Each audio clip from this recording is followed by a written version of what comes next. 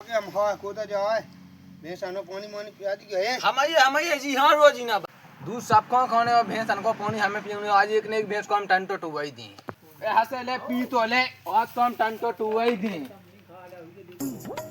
हे को भैंस पड़ा बेकाव पदाव ओए का है काका छु बेकाव आओ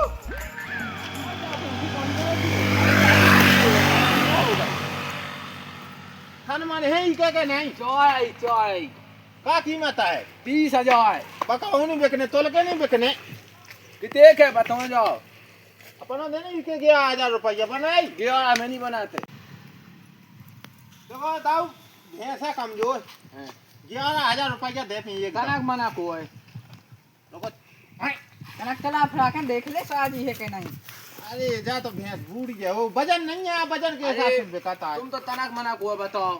तुम्हें देने हैं आओ एक दाम बता दें आओ 200 रुपया और लगा दे तो फटाक से ले जाने हमें वो कौन है हाँ अब दे ये दाऊ पकड़ रुपया लाए तो तुम भैंस जाए लेकिन पूरे हाउ छुआ जी फिर नहीं हुआ ले जाने पे लाइन जाए तुम ले जाओ हाँ कहते तो कह चल हाँ ये बोड़ी डाल ले बोड़ी अरे माई डाए अरे ठक तो नहीं गा पर जा नहीं बोड़ी डाल ले आए बोड़ी मुड़ी ठक तो नहीं गा अबे भाग लगे ठगे तो नहीं ना देखा